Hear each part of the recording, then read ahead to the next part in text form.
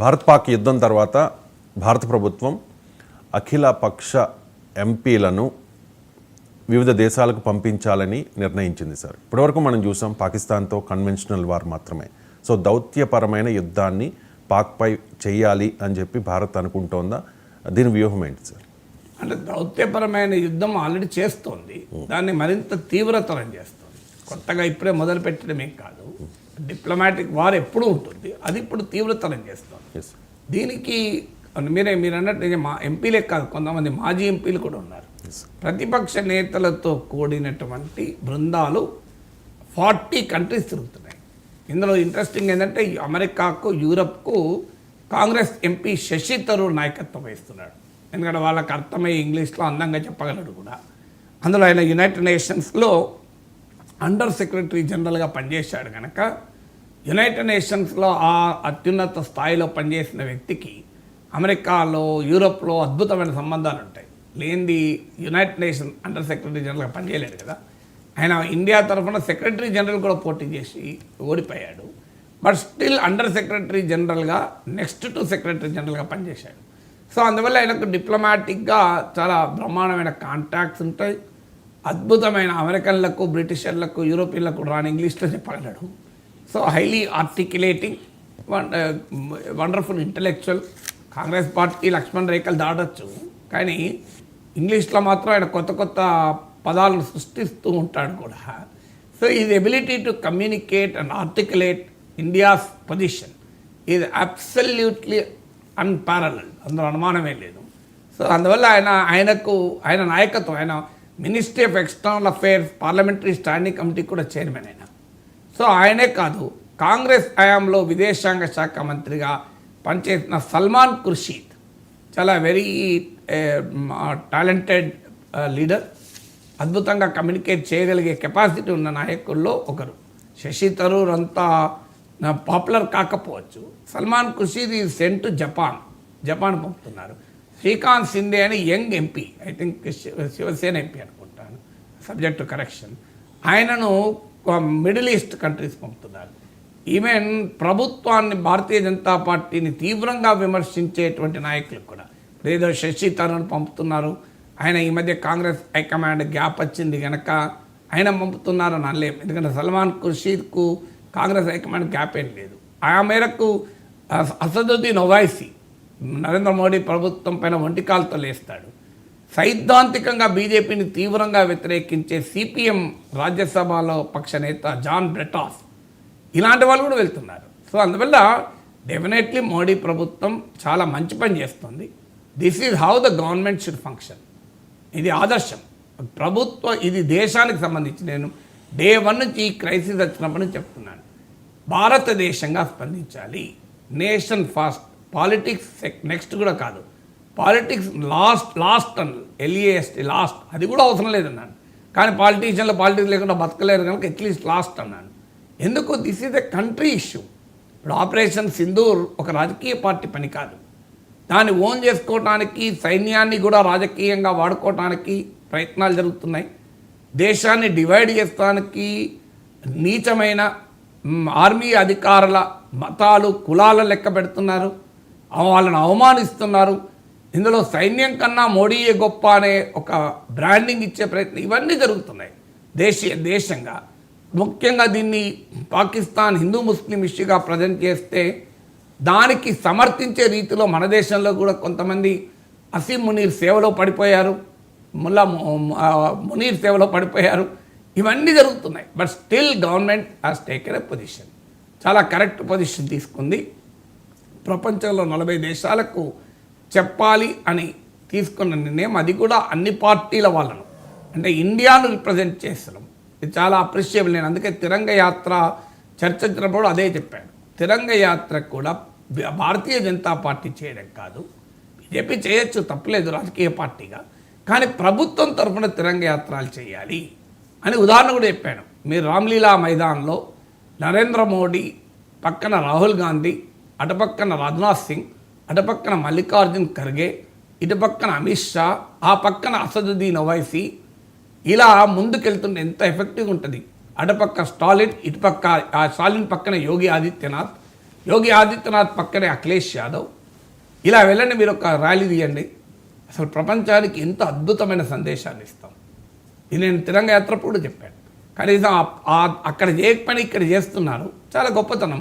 అందువల్ల ఖచ్చితంగా నరేంద్ర మోడీ ప్రభుత్వాన్ని ఈ విషయంలో అభినందించాలి.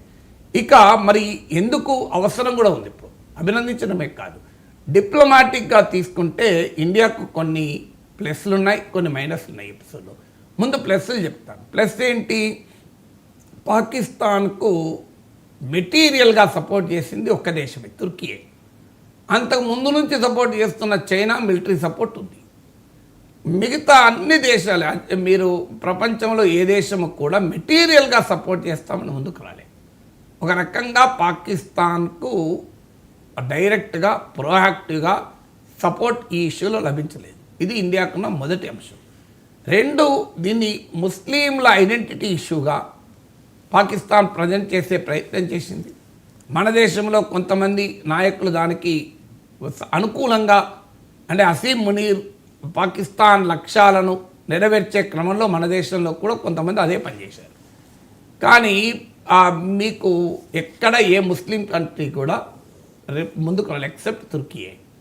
సో ఆ తుర్కీ ఎవరు, ఎర్దోగాన్, ఆయన ఆ పీటమేడ కదిలిపోతుంది, ఆయన ఎంతకాలం అధికారం ఉంటాడో తెలియదు.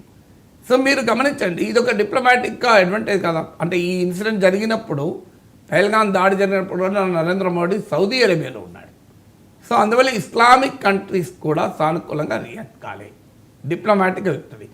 మూడు, చైనా కూడా పహల్గాం దాడిని కండెమ్ చేసింది. అన్నిటికన్నా ముఖ్యం, ఆఫ్ఘనిస్తాన్లో తాలిబాన్ భారత్తో మద్దతుగా ప్రొయాక్టివ్గా ముందుకు వస్తుంది పాకిస్తాన్కు వ్యతిరేకంగా. సో ఇవన్నీ కూడా డెఫినెట్గా ఇండియాకు వచ్చిన డిప్లొమాటిక్ అడ్వాంటేజ్. కానీ అదే సమయంలో సీరియస్ డిప్లొమాటిక్ నెగటివ్ ఫాలోఅవుట్ కూడా చూసాం. అందులో ముఖ్యమైనది కశ్మీర్ అంశం ఇంటర్నేషనలైజ్ చేయడానికి పాకిస్తాన్ దశాబ్దాలుగా ప్రయత్నిస్తుంటే ఇండియా సక్సెస్ఫుల్గా ఆపింది.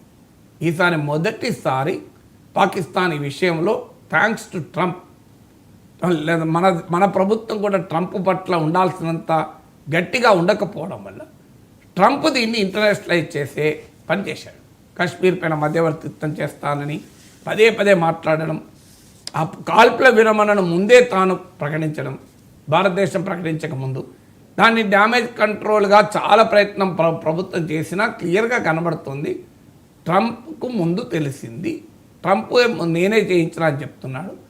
మరి ఏదైనా ట్రంప్కి ఎట్లా తెలిసింది, ఫస్ట్ ట్రంప్ ఎందుకు ప్రకటించాడన్న ప్రశ్నకైతే ఆన్సర్ లేదు. సో అందువల్ల క్లియర్గా కాశ్మీర్ని ఇంటర్నేషనలైజ్ చేయడంలో థర్డ్ పార్టీ మీడియేషన్ను ఇప్పటిదాకా మన ఇండియా రెసిస్ట్ చేస్తూ వచ్చింది. ఇప్పుడు బ్లేటెంట్గా అమెరికన్ ఇంటర్వెన్షన్ కనబడుతుంది. ఇది దేశ భద్రతకు అనుకూలం కాదు. ఎందుకు కాదు అంటే మీరు చూడండి, ట్రంప్ మాటల్లో ఎక్కడ పాకిస్తాన్ తీవ్రవాదాన్ని ప్రోత్సహిస్తోంది అని ఒక్క పదం లేదు ఇంతవరకు. ఇన్ని 10 రోజులుగా కంటిన్యూస్గా మాట్లాడుతున్నాడు ట్రంప్, ప్రతిరోజు మాట్లాడుతున్నాడు. సౌదీ అరేబియాలోనూ అదే మాట్లాడుతాడు, ఖతార్లోనూ మాట్లాడుతాడు, అమెరికాలోనూ మాట్లాడుతాడు. ఎక్కడ ఒక్క సెంటెన్స్ కూడా లేదు Pakistan should stop supporting terrorism అని. ఇది ఇండియాకి డిప్లొమాటిక్గా దెబ్బ కాదా? ఒక్క మాట అంటే ఒక్క మాట లేదు. మళ్ళీ ట్రంప్ మోడీకి మంచి ఫ్రెండు, ఆ ట్రంప్ విజయానికి నమస్తే ట్రంప్లు నిర్వహించాం మనం ఇక్కడ గుజరాత్లో, అక్కడ హౌడీ మోడీలు నిర్వహించాం. ఓవర్సీస్ బీజేపీ ట్రంప్కు ప్రచారం చేసింది బహిరంగంగానే. మోడీ క్లిప్పింగ్స్ కూడా ట్రంప్ తన క్యాంపెయిన్ మెటీరియల్లో వాడాడు. బట్ అన్నీ జరిగిన ట్రంప్ మాత్రం పాకిస్తాన్ వైపే ఉన్నాడు.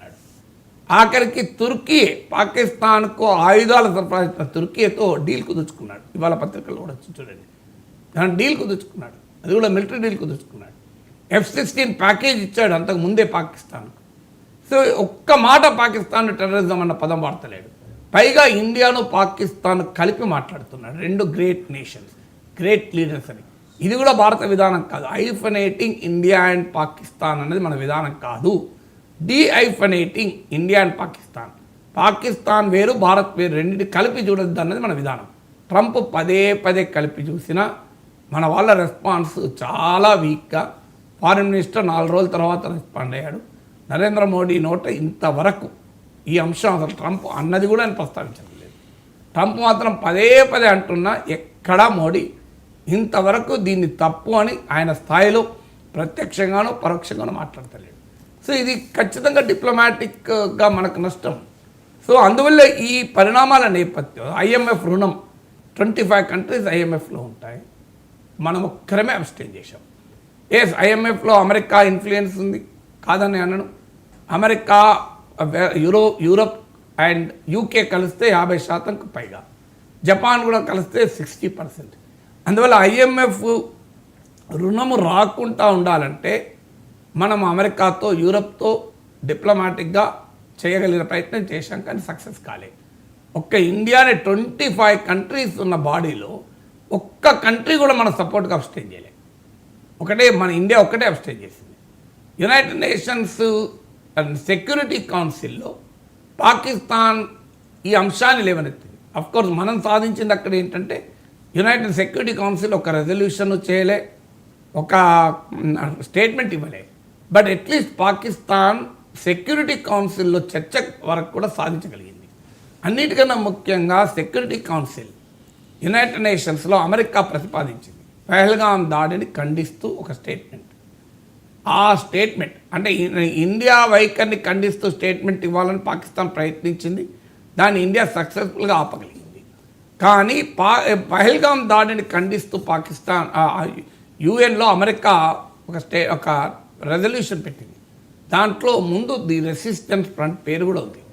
ఇది లష్కర్ ఈ తోయిబా అనే అమెరికా యునైటెడ్ నేషన్ బ్యాన్ చేసిన తీవ్రవాద సంస్థకు అనుబంధ సంస్థ.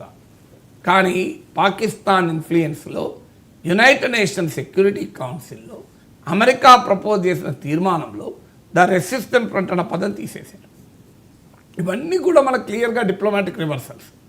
ఆఖరికి యూరప్ భారతదేశంతో మంచి సంబంధాలు, ట్రంప్ టారిఫ్ దాడులు చేస్తే యూరోపియన్ కమిషన్ చైర్మన్ 11 మంది ఏమో యూరోపియన్ కమిషనర్లు అందరు 21 మందిని అనుకుంటా, అందరిని పట్టుకొని ఇండియాకి వచ్చారు.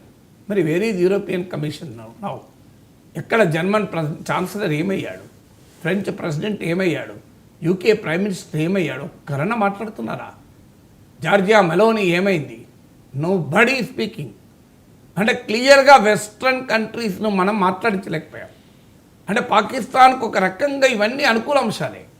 అందుకే ఇప్పుడు మనం డిప్లొమాటిక్ వార్ మొదలుపెట్టాం. 40 కంట్రీస్కి వెళ్ళి ఎక్స్ప్లెయిన్ చేయాల్సిన అవసరం ఏర్పడింది. ఎందుకంటే డిప్లొమాటిక్గా మనకు కొన్ని పాజిటివ్ అంశాలున్నా చాలా నెగిటివ్ అంశాలు కూడా ఉన్నాయి. సో అది నేనేమి మోడీ ప్రభుత్వ ఫెయిల్యూరు ఇలాంటి విమర్శలు కూడా చేయడం లేదు. That is the reality, let's accept the reality. భారతదేశము ప్రయత్నం చేసింది, కొన్ని డిప్లొమాటిక్గా మనం సాధించాం, కొన్ని సాధించలేకపోయాం. దానికి అంతర్జాతీయ ఫ్యాక్టర్స్ కారణం కావచ్చు, రకరకాల ఫ్యాక్టర్స్ కారణం కావచ్చు, హిస్టారికల్గా మనం తీసుకునే విధానాలు కావచ్చు. మనం గత 10-20 ఏళ్ళుగా బీజేపీ అధికారంలో ఉన్న, కాంగ్రెస్ అధికారంలో ఉన్న మన వ్యూహాత్మక రక్షణ భద్రతా వ్యవహారాల్ని అమెరికాకు లింక్ చేశాం. అనేక అగ్రిమెంట్లు చేసుకున్నాం, చాలా లెనోవా అని, స్ట్రాటజిక్ పార్ట్నర్షిప్ అని. దాదాపు ఇది ఒక 20 years. మన్మోహన్ సింగ్ 10 ఏళ్ల పాలన, నరేంద్ర మోడీ 10 ఏళ్ల పాలన. 20 ఏళ్లలో జరిగింది ఏంటి? We have moved very close to America. మన స్ట్రాటజిక్ అటానమీని ఎరోడ్ చేసే స్థాయికి వెళ్ళాం. మాలాంటి వాళ్ళు 20 ఏళ్ళుగా చెప్తున్నాం ఇది ప్రమాదకరము, ఇది ప్రమాదకరము. మన విదేశాంగ విధానము, వ్యూహాత్మక నీతి స్వతంత్రంగా ఉండాలి అని. కానీ అమెరికాకు చాలా లింక్ చేసేసాం. ఎంత లింక్ చేసామంటే ఇలా అమెరికా నుంచి ఆయుధాలు కొంటున్నాం. మనం వాడికి F-16 అమ్మినా మనం అమెరికా నుంచి F-35 కొందామని ఆరాటపడుతున్నాం. సో అందువల్ల ఈ అమెరికా దాన్ని టేకన్ ఫర్ గ్రాంటెడ్గా తీసుకుంటుంది. అమెరికా తీసుకుంటుంది కూడా, అమెరికా వ్యవహారం అదే.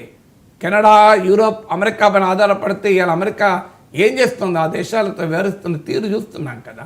నాటో సభ్య దేశాలతో అమెరికా ఎలా వ్యవహరిస్తుందో చూస్తున్నాం, ఉక్రెయిన్తో ఎలా వ్యవహరిస్తుందో చూస్తున్నాం. అందువల్ల ఇదంతా తెలిసి కూడా భారత పాలకులు, బీజేపీ అధికారంలో నుండి కాంగ్రెస్ అధికారంలో నుండి, we have moved our strategic policy very close to America. ఆ ఇండిపెండెన్స్ను మనము మెయింటైన్ చేయలేదు 20 ఏళ్ళుగా. దాని ఫలితమే ఇప్పుడు అనుభవిస్తున్నాం. దాని ఫలితమే ఇవాళ ట్రంప్ రెక్కలేస్తున్నాడు. దాని ఫలితమే ఇవాళ పాకిస్తాన్కు ఇంత దుర్మార్గం చేసినాక కూడా ప్రపంచం పాకిస్తాన్ పట్ల ఉదాసీనత అనుసరిస్తుంది. సో అందువల్ల ఇది ఇవాళ ఒక్క రోజులో వచ్చిన సమస్య కాదు. అందువల్ల ఇప్పటికైనా భారతదేశం గుర్తించి ఈ 40 కంట్రీస్ పంపిస్తున్నారు. But ultimately the world will only respect strong voice.